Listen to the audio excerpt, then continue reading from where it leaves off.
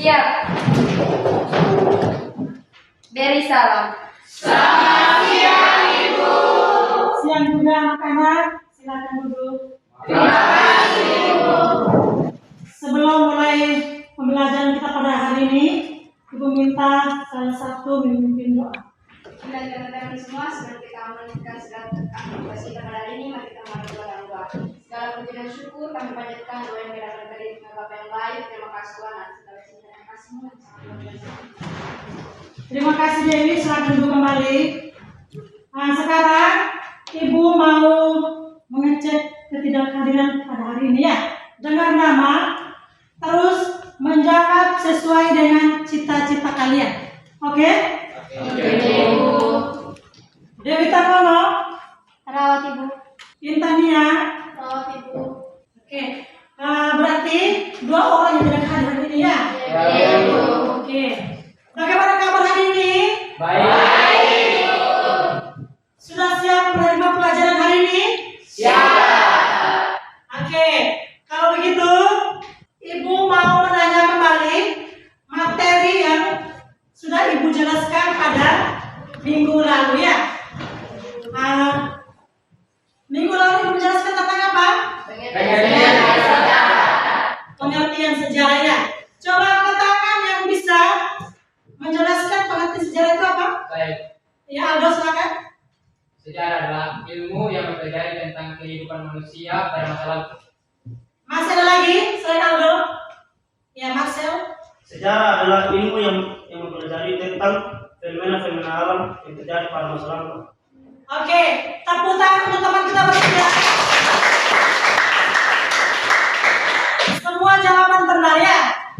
Di mana pengertian sejarah itu adalah ilmu yang mempelajari tentang peristiwa atau kejadian yang terjadi pada masa lampau dalam kehidupan Manusia. dalam kehidupan manusia. Sekarang mau tanya Yosua, kira-kira bagaimana? Ada tidak peristiwa yang pernah terjadi atau yang pernah Yosua alami selama ini? Seperti apa? Piknik bersama. Kalau Yosua, piknik bersama. Ya, Aldo silakan. Peristiwa apa yang pernah terjadi pada diri Aldo? Patah tangan. Iya. Kecelakaan dari motor. Kecelakaan dari motor. Jadi itu peristiwa-peristiwa yang pernah adik-adik alami ya. Tujuan pembelajaran kita yang akan kita capai pada hari ini itu ada dua. Yang pertama, menjelaskan manfaat sejarah. Terus yang kedua, menganalisis manusia sebagai Objek dalam sejarah. Nah, sekarang lanjut berdiri. Sebelum kita mulai dengan materi kita pada hari ini ya, materi yang baru. Nah, sekarang kita melakukan SPG. Jauh, dekat, dekat, jauh, dekat, jauh, tangkap. Kalau sama-sama. Oke, nah, seperti hem tidak berfungsi. Kalau sama-sama. Sekarang tepuk tangan untuk kita semua. Silakan bermain. Oke, adik-adik silakan perhatikan gambar di papan ya. Silakan amati gambar dulu. Kira-kira gambar apa itu? Serta amati dulu baik-baik. Amati dulu baik-baik gambar kedua gambar tersebut. Marcel, lihat gambar yang pertama. Rumah. Rumah ada Sumba. Gambar apa itu Marcel? Rumah ada Tanah Sumba. Pindah Pulau Sumba. Tempatnya di mana? Tenggara ya. Berarti di antara kalian sudah sampai di situ ya? Sudah sampai di situ ya? Angkat tangan yang sudah sampai di situ. Di Tenggara. Pemandangan. Keunikan orang Sumba. Keunikan orang Sumba. Nah, jadi gambar yang pertama itu adalah rumah adat yang bertempat di Rate.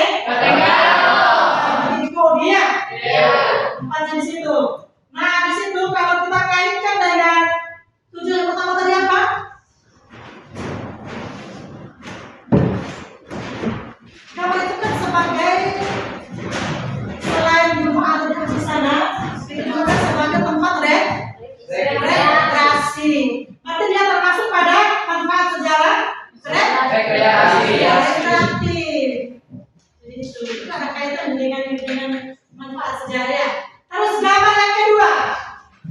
Orang-orang yang Orang yang sedang berpasokan. Amasem orang yang sedang berpasokan. orang yang sedang berpesona. ada tiada orang kode pasokan. Ada istiadat orang kodi pesona. Nilai-nilai apa yang kita petik dari gambar yang kedua? Ini semua peristiwa yang di sini adalah peristiwa masa lalu. Satu-satu orangnya yang bisa angkat tangan. Ya silakan. Dari gambar 1 dan 2 itu menceritakan tentang peristiwa-peristiwa masa lalu yang mereka masih sekarang mereka masih pakai.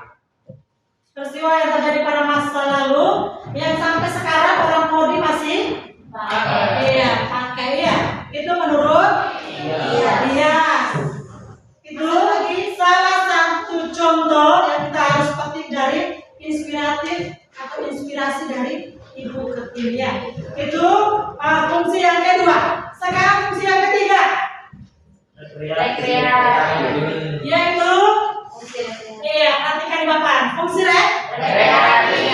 fungsi rekreatif. Satu orang bisa baca? Ini iya, silakan. Fungsi ini adalah sejarah juga dapat memberikan kesenangan seperti sedang berinteraksi secara mandiri. Tepuk tangan untuk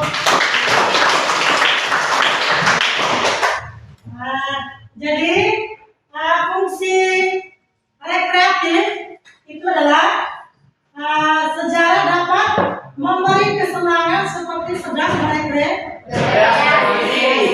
Jadi tadi kita kembali pada gambar yang tadi ya. Pada gambar yang tadi itu gambar apa tadi?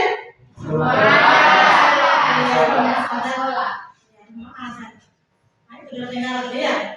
Nah, itu selain sebagai tempat rekreasi, di sana juga di mana kita melihat bagaimana bentuk rumah adatnya. Itu kan salah satu manfaat juga untuk kita ya. Dan kita sebagai orang tua harus tahu. Jangan pergi ke sana hanya pergi rekreasi, foto-foto, ya kan? Lihat ini rumah adat yang bagus, foto ke pemandangan bagus tadi ya. Foto supaya bisa ganti foto profil. Tujuannya bukan itu. Tujuan bukan itu ya. Kita pergi ke sana itu dengan punya tujuan sendiri. Bukan kita foto terus kita ganti kita pilih foto profil. Tidak. Iya. Ada tujuannya kita rekreasi ke rumah adat ya, rumah budaya Sumba. Oke, itu fungsi rekreatif. Sekarang yang terakhir. Instruktif. Fungsi Instruktif. iya, fungsi instruktif. Satu orang bisa baca? Iya. Adalah sejarah memberikan pelajaran berharga tentang konsekuensi dari tindakan manusia, baik positif maupun negatif. Ini mengajarkan individu dan masyarakat tentang pentingnya pembuatan keputusan yang bijaksana. Contohnya, Program pendidikan yang membahas kegagalan dan keberhasilan dalam sejarah, seperti krisis ekonomi yang terjadi akibat kebijakan tertentu, yang mengajarkan kepentingannya kebijakan yang hati-hati dalam pengelolaan ekonomi. iya. Di sini Bang hanya ambil contohnya saja ya, di mana program pendidikan yang membahas kegagalan dan keberhasilan dalam Sejarah. contoh seperti itu krisis ekonomi ya. Nah di situ kan yang namanya krisis ekonomi pasti ada kebijakan tertentu.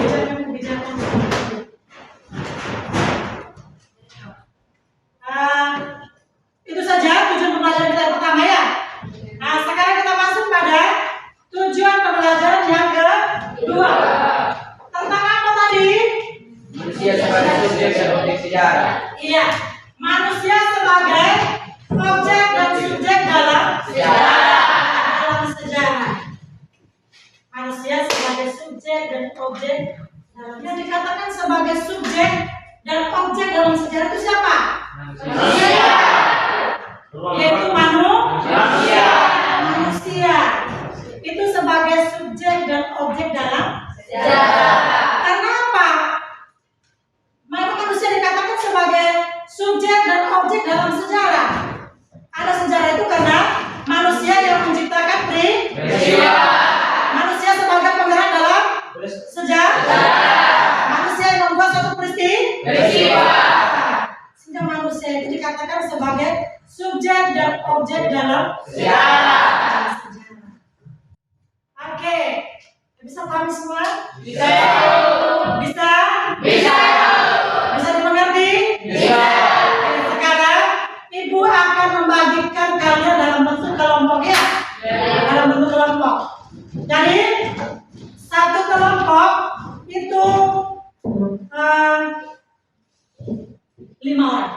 Ya, satu kelompok 5 orang. Kelompok 3, Gregorius, Dewi, Ricky, Delviana, dan Julia. Kelompok 1 di sini, kelompok 2 di sana, kelompok 3, Kamu akan membagikan buku-bukunya. Sebentar kerjakan sesuai dengan petunjuk ya. Oke? Kelompok 1, kelompok 2, kelompok 3, kelompok 4.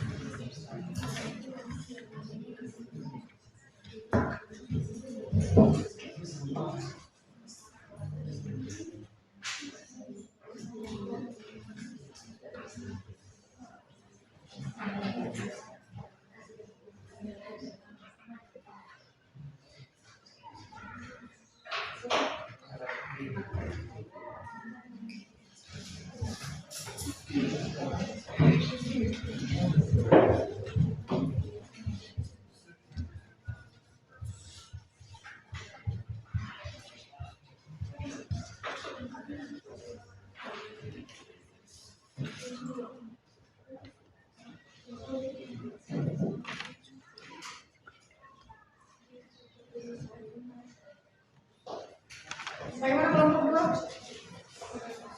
Sudah siap?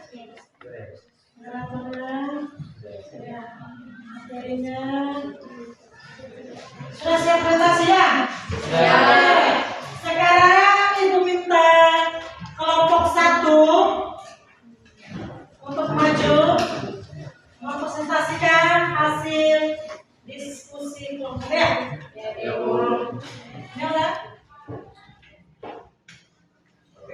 Selamat siang Ibu, selamat siang teman-teman. Terima kasih atas kesempatan yang diberikan kepada kelompok kami, kelompok 1. Di sini kami akan mempresentasikan hasil diskusi kami. Saya persilakan Saudara Dilan untuk membaca materi. Sama materi kami itu menganalisis keterkaitan antara sejarah, manusia, ruang, dan waktu. Suara keras sedikit, teman bisa? Merupakan upaya untuk memahami bagaimana faktor-faktor ini selain mempengaruhi dan membentuk pengalaman manusia sepanjang sejarah. Berikut adalah analisis mendalam tentang hubungan tersebut. 1. Sejarah dan manusia. Pengalaman kolektif. Sejarah mencerminkan pengalaman kolektif manusia. Peristiwa penting seperti peperangan, revolusi, dan penemuan membentuk identitas dan nilai-nilai masyarakat. 2. Pembelajaran dari masa lalu. Manusia belajar dari kesalahan dan keberhasilan sejarah yang memengaruhi keputusan dan perilaku mereka di masa kini dan masa depan. Ruang manusia dan ruang. Pencipta ruang itu manusia mengubah dan menciptakan ruang melalui aktivitas seperti pertanian, urbanisasi, dan pembangunan infrastruktur. Ruang mencerminkan budaya, ekonomi, dan hubungan sosial yang ada. Interaksi sosial. Ruang juga menjadi tempat interaksi sosial. Penataan ruang kota, misalnya, dapat memengaruhi bagaimana komunitas berinteraksi dan membangun jaringan sosial. Nomor 3 ada ruang dan waktu. Perubahan ruang seiring waktu. Ruang tidak statis, ia berubah seiring waktu akibat perkembangan teknologi, migrasi, dan perubahan sosial. Sebagai contoh, kota-kota yang pernah ramai dapat menjadi sepi seiring waktu atau sebaliknya. Memori kolektif, waktu memengaruhi bagaimana ruang diingat dan interpretasikan. Situasi bersejarah seringkali menjadi simbol identitas kolektif suatu masyarakat, dan cara mereka dipelihara atau dipugar dapat menunjukkan nilai-nilai yang dianut saat ini. Nomor 4, sejarah dan ruang. Konfigurasi geografis. Sejarah seringkali dipengaruhi oleh faktor geografis, misalnya letak geografis. Suatu wilayah bisa menentukan jalur perdagangan, pertempuran, dan penyebaran budaya. Perubahan kekuatan politik. Ruang kekuasaan berubah seiring sejarah. Keruntuhan kerajaan atau pembentukan negara baru mengubah peta politik dan sosial serta memengaruhi struktur ruang yang ada. Yang kelima, waktu dan manusia. Perkembangan sosial dan budaya. Waktu membawa perubahan dalam norma dan nilai masyarakat. Gerakan sosial sering muncul sebagai respons terhadap ketidakadilan yang dialami oleh kelompok tertentu, yang dapat menciptakan perubahan dalam cara manusia berinteraksi dan mengorganisasi diri. Generasi dan perubahan. Setiap generasi membawa perspektif dan pengalaman baru yang memengaruhi bagaimana masyarakat melihat masa lalu dan masa depan. Kesimpulannya, analisis keterkaitan antara sejarah, manusia, ruang, dan waktu memberikan wawasan yang mendalam tentang dinamika kehidupan manusia. Hal ini memungkinkan kita untuk memahami bagaimana peristiwa masa lalu membentuk kondisi saat ini dan memengaruhi arah masa depan. Dengan memahami keterkaitan ini, kita dapat lebih baik merespons tantangan sosial dan budaya yang ada dalam masyarakat kontemporer. Sekian dari hasil presentasi kami akan membuka sesi tanya jawab. Pertanyaannya, terima kasih atas waktu yang diberikan. Saya mewakili kelompok 3 untuk bertanya. Pertanyaannya, apa peran manusia dalam membentuk ruang sepanjang sejarah? Oke, jadi baik. Di sini kami akan menjawab pertanyaan dari saudara SD. Soal bagaimana sejarah memengaruhi pemahaman manusia tentang ruang dan waktu. Sejarah memberikan konteks bagi pengalaman manusia, menjelaskan bagaimana peristiwa masa lalu membentuk kondisi saat ini. Misalnya, pemetaan wilayah yang pernah dikuasai berbagai kerajaan menunjukkan bagaimana kekuasaan dan budaya berinteraksi dalam ruang tertentu. Dengan mempelajari sejarah, kita bisa memahami perubahan, penggunaan ruang, dan persepsi waktu dalam konteks perkembangan masyarakat. Oke, sekian dari hasil presentasi kami akan menutup presentasi kami. Sekian dan terima kasih.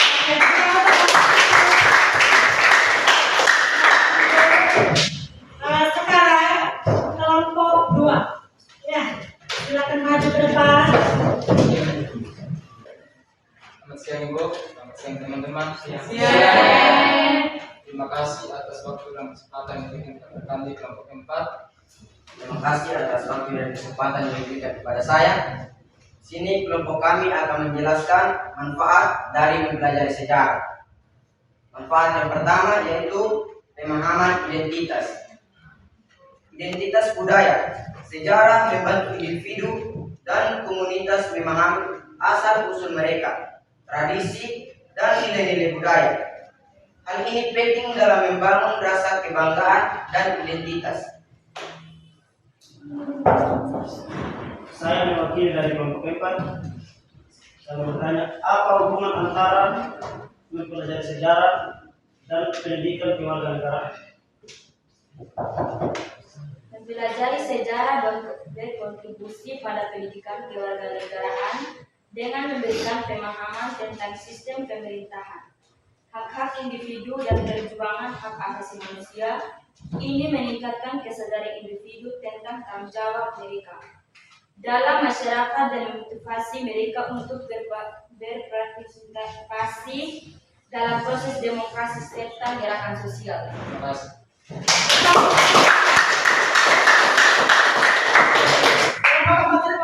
Sudah ya? Oke, sekarang kesimpulannya dari semua materi yang dijelaskan, terus diskusi kelompok yang adik-adik sudah presentasikan tadi di depan. Nah, di mana kita sebagai manusia, ya, kita harus mempelajari yang namanya sejarah. Dan kita harus mengetahui sejarah kita masing-masing, ya. Di mana kita harus mengetahui identitas kita sebagai manusia, terus asal usul nenek moyang kita dari mana, dan itu semua kita harus mengetahuinya, ya. Nah, sehingga tadi kan, di mana manusia itu dikatakan sebagai subjek dan objek dalam sejarah. Dalam sejarah. Nah, sekarang Ibu akan membagikan, ya, lembaran refleksi, ya. Silakan mengisi, ya. Oke, sekarang membagikan, kerjakan masing-masing.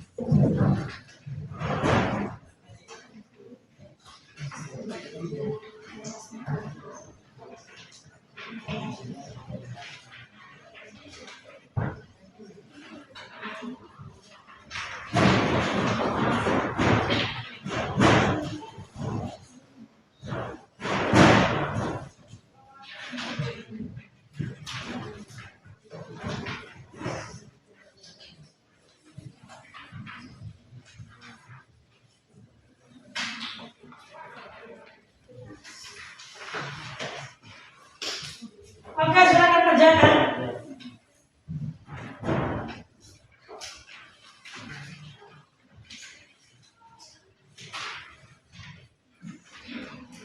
Silakan mengisi sesuai dengan pertanyaan.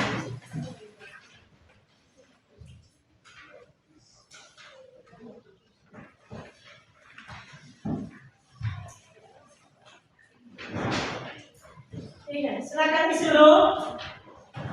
Jawab sesuai dengan pertanyaan, ya.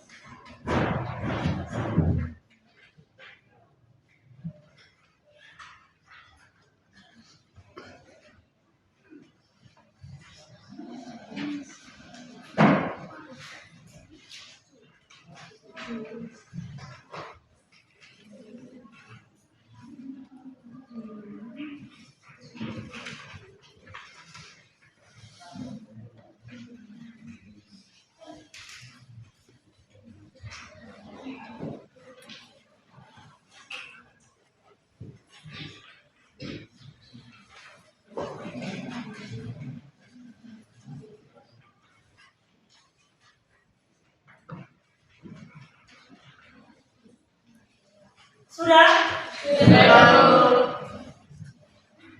Kalau sudah, silakan kumpul. Ya. Mari kumpul.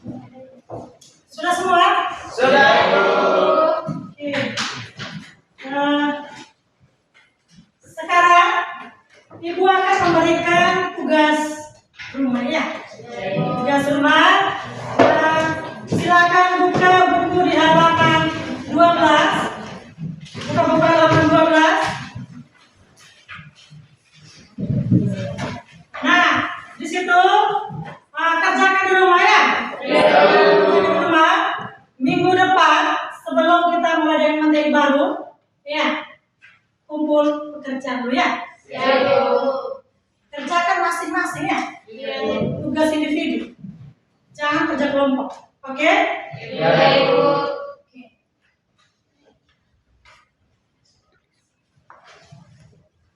Untuk materi kita minggu depan tentang berpikir sinkronik dan diakronik dalam sejarah. Berpikir sinkronik dan diakronik dalam sejarah. Silakan adik-adik mencari ya, cari di Google ataukah di buku-buku referensi yang lain. Silakan baca-baca supaya minggu depan sebelum kita mulai dengan materi adik-adik sudah ada bayangan. Oke? Nah, untuk mengakhiri semua kegiatan pembelajaran kita pada hari ini, Ibu minta satu orang memimpin doa penutup ya. Ibu minta yang bersedia. Mas, saya akan maju.